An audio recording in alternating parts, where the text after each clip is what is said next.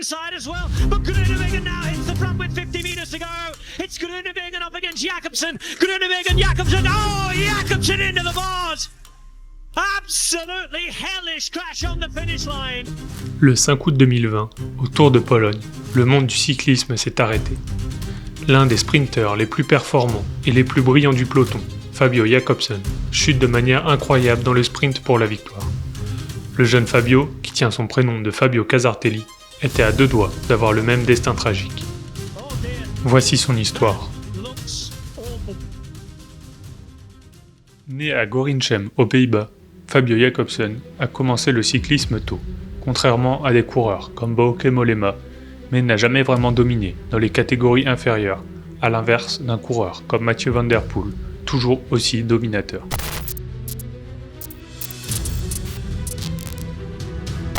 Fabio a travaillé dur, aux côtés de ses entraîneurs de l'équipe Seg Racing, avec qui il a travaillé ses sprints, qui lui ont permis de devenir l'un des meilleurs mondiaux. De plus en plus éclatant en junior, il remporte notamment 2 titres nationaux, quelques victoires annexes et une victoire au Tour de l'Avenir qui le révélera au monde. Fabio est lancé et ne s'arrêtera plus. Fort de ses progrès, c'est l'équipe belge de la Quick Step qui viendra le chercher et qui lui permettra de montrer tout son talent dans le peloton professionnel. Pour ses débuts, en 2018, le natif de Gorinchem, aux Pays-Bas, prend le départ du Dubai Tour au service du leader italien Elia Viviani qui remportera l'épreuve. Fabio va également gagner ses premiers sprints dans des courses secondaires. Mais c'est en 2019 où Fabio va se révéler aux yeux du grand public avec des victoires d'étape au Tour de l'Algarve, au Tour de Turquie et au Tour de Californie. Il devient champion des Pays-Bas élite sur route après avoir devancé ses compatriotes Moreno, Hofland et Bas van der Krooi. Sommet de sa progression, il domine 2 sprints lors de la Vuelta et lève les bras à l'étape 4 ainsi qu'à la dernière étape, la 21e. Bien lancé pour devenir le nouveau sprinter en vogue, il démarre l'année 2020 sur les chapeaux de roue. Avec une victoire au Grand Prix Jean-Pierre Montserrat, en plus de la première étape du Tour de l'Algarve, il est reparti pour faire briller le maillot du Wolfpack. Mais 2020 ne sera pas tout rose. Stoppé dans sa progression par le Covid, comme l'ensemble du peloton, il va passer 3 à 4 mois sans courir en dehors de Zwift. À la reprise, c'est une meute qui est lancée sur les routes dès que les autorisations sont revenues. La meute de sprinteurs notamment. Et certains ont trop de fourmis dans les jambes. À la première étape du Tour de Pologne, une arrivée au sprint est prévue pour ce 5 août 2020.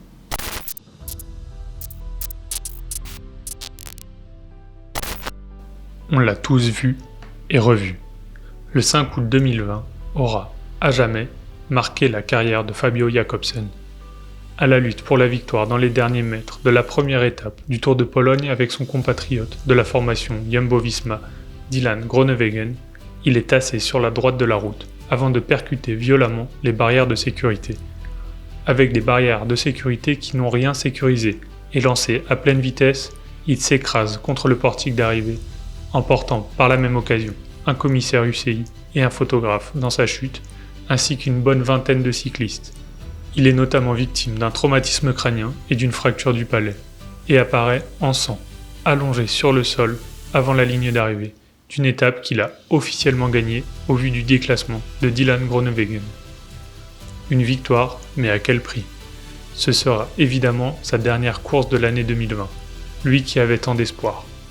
Les images sont impressionnantes, le choc l'est tout autant. Après avoir été héliporté dans l'hôpital le plus proche, les médecins polonais ne sont pas rassurants.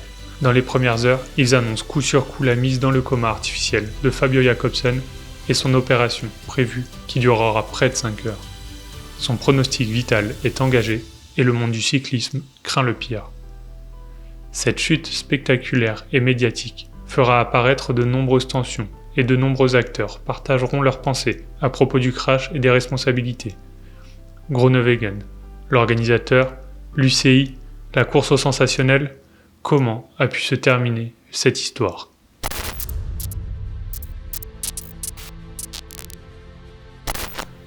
Les images de la chute vont faire le tour du monde à une vitesse folle. Comment l'arrivée d'une course professionnelle peut-elle se terminer de cette manière ? Pendant quelques jours, personne ne pouvait penser à un éventuel retour de Jakobsen dans le peloton. Son équipe, Quick Step, et son directeur sportif, Patrick Lefevere, on craint le pire, et ont même relayé des informations peu rassurantes dans la presse. Selon le directeur sportif, après quasiment un mois de convalescence, son état de santé était bien pire que celui de Remco Evenepoel, qui parlait d'une remise sur pied après quelques semaines pour le jeune Belge contre quelques mois pour le jeune Néerlandais. Quelques longs mois. Le mois d'août 2020 a en effet été terrible pour la formation belge qui a vu 2 de ses jeunes coureurs frôler la mort en l'espace de 10 jours, quand Remco Evenepoel a chuté d'un pont au Tour de Lombardie.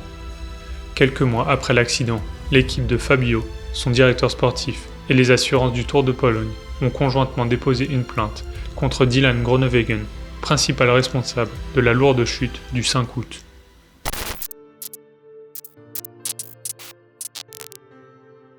Groenewegen, après avoir provoqué la chute et s'être blessé à ce moment, a subi une suspension par l'UCI. Au moment de cette annonce, Groenewegen avait d'ores et déjà été suspendu par sa formation et avait rapidement annoncé son intention de s'éloigner quelque temps des pelotons. Il a évoqué, par le biais de sa formation, que cette chute de la première étape du Tour de Pologne restera pour toujours une page noire de sa carrière. Il déclarera également avoir dévié de sa ligne de sprint, mais se considère comme un sprinter réglo. Pleinement conscient et désolé de cette chute, il déplore les conséquences malheureuses et sérieuses de l'événement. Avec cette sanction aussi unique que l'accident n'avait été spectaculaire, l'UCI adresse la plus lourde sanction de son histoire à un coureur, hors cas de dopage.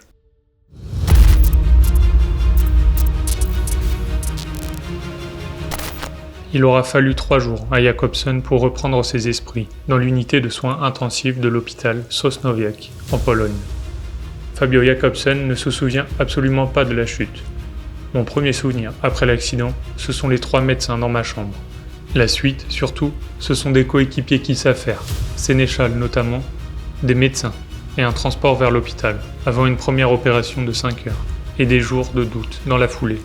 La liste de ces blessures a de quoi faire peur. Contusion cérébrale, crâne fracturé, nez cassé, mâchoire cassée et déchirée, 10 dents en moins. Des parties de mâchoire supérieure et inférieure ont disparu. Des coupures sur le visage, une grosse coupure dans l'oreille, le pouce cassé, une contusion à l'épaule et une contusion pulmonaire. Le nerf de la corde vocale est également touché. Rien que ça.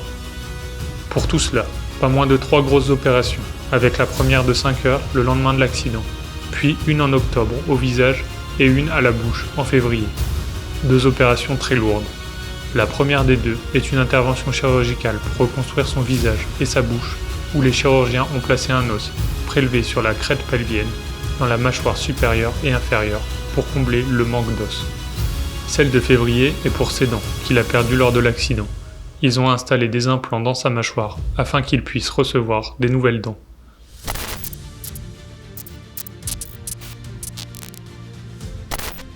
Groenewegen est certes coupable de son mauvais geste lors de ce sprint qui se déroulait à plus de 80 km/h.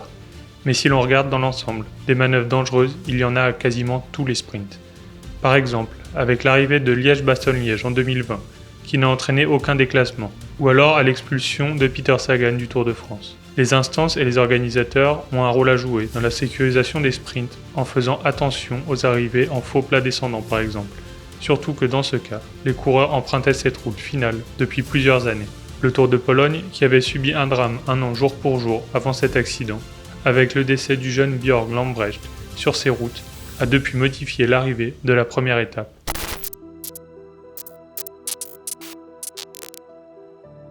Véritable miraculé de la route, Fabio Jakobsen a montré une force de caractère, une résilience à tout niveau pour remonter sur le vélo, dans un peloton professionnel et sans crainte. Son retour à la compétition, au Tour de Turquie, le 11 avril 2021, seulement 8 mois après son terrible accident, a été salué de tous. Malgré sa nervosité et les séquelles de l'accident, sa participation était en soi une victoire. Il a terminé la première étape loin des premiers, mais le simple fait de remonter sur le vélo et de participer était un grand pas. Véritable équipier modèle du Wolfpack, dédié à Mark Cavendish, il participera activement à ses 4 victoires lors de l'épreuve. Cette approche lui a permis de se réhabituer au peloton et de continuer sa rééducation tout en soutenant l'équipe. La même année, après avoir participé sans briller au Tour de l'Algarve, au Critérium du Dauphiné, Jacobsen a montré des signes de retour à son meilleur niveau en remportant 2 étapes autour de Wallonie. 2 victoires probantes donc, à Zolder, puis Carignan, devant les sprinteurs réputés comme le Colombien Fernando Gaviria, l'Italien Giacomo Nizzolo ou l'Allemand John Degenkolb. Pendant cette épreuve, hasard du calendrier, Jacobsen a retrouvé Dylan Groenewegen, l'autre protagoniste de l'accident en Pologne.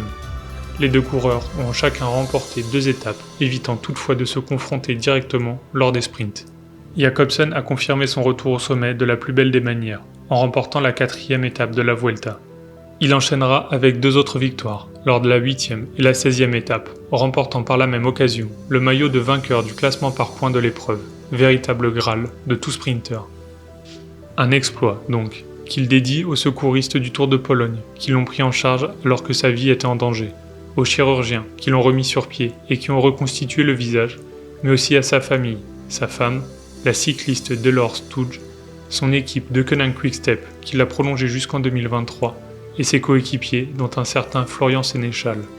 Le nordiste avait été celui qui avait porté assistance le premier à Fabio Jacobsen lors de sa grave chute, celui qui avait pris la tête entre ses mains pour éviter que le sang ne remonte au cerveau, et avait découvert un visage totalement détruit qu'il n'avait même pas reconnu. Un visage qui n'en était plus un, comme s'il avait pris une grenade en pleine face. Il retrouvera les routes du Tour de France l'année suivante, où il lèvera les bras rapidement, lors de la 2e étape, avant de signer un exploit à Péragude lors d'une étape de haute montagne.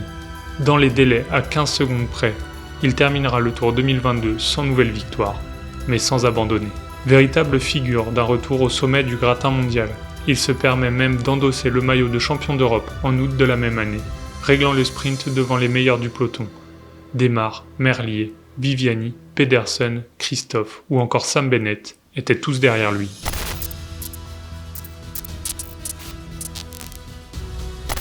Victorieux d'étape sur 2 grands tours, champion d'Europe est revenu au sommet après son accident, qui est sûrement l'accident le plus spectaculaire visuellement de ces dernières années.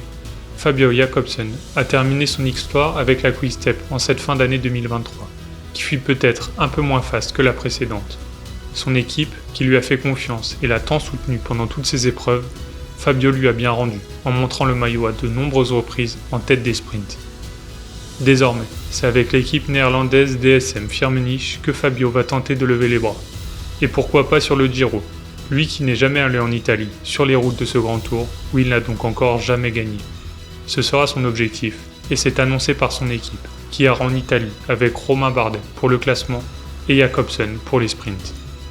En changeant d'équipe, Jacobsen a fermé la page la plus sombre, mais sûrement également la plus faste de sa jeune carrière.